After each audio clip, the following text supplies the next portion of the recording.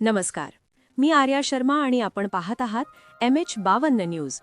धुळे सोलापूर राष्ट्रीय महामार्गावर चाळीसगावजवळ एक अत्यंत भीषण अपघात घडला असून या अपघातात एका तरुणीचा जागीच मृत्यू झाला आहे, तर दुसरी तरुणी गंभीर जखमी झाली आहे. या घटनेमुळे परिसरात हळहळ व्यक्त केली जात आहे. ही घटना चाळीसगाव तालुक्यातील दसेगाव फाट्याजवळ दिनांक 2 एप्रिल 2026 सकाळी सुमारे 11:30 वाजण्याच्या सुमारास घडली. मिळालेल्या माहितीनुसार फार्मसी शिकणाऱ्या 2 विद्यार्थिनी स्कूटीवरून प्रवास करत होत्या. त्याचवेळी समोरून येणाऱ्या वाळूने भरलेल्या डंपरने त्यांच्या स्कूटीला जोरदार धडक दिली. या अपघातात 22 वर्षीय चंचल नामदेव लांडगे राहणार रहीपुरी हिचा जागीच मृत्यू झाला, तर 20 वर्षीय वैष्णवी वैभव चौधरी राहणार चाळीसगाव ही गंभीर जखमी झाली असून तिच्यावर स्वराज हॉस्पिटलमध्ये उपचार सुरू आहेत. माहितीनुसार वैष्णवी चौधरी ही चंचल लांडगे हिला तिच्या घरी सोडण्यासाठी जात असताना हा दुर्दैवी अपघात झाला.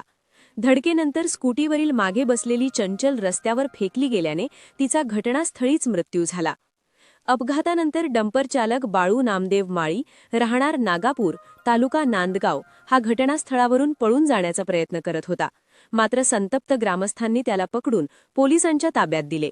या प्रकरणी मेहुणबारे पोलीस ठाण्यात चालकाविरोधात भारतीय न्याय संहिता 2023 व मोटार वाहन कायद्याअंतर्गत विविध कलमांनुसार गुन्हा दाखल करण्यात आला आहे.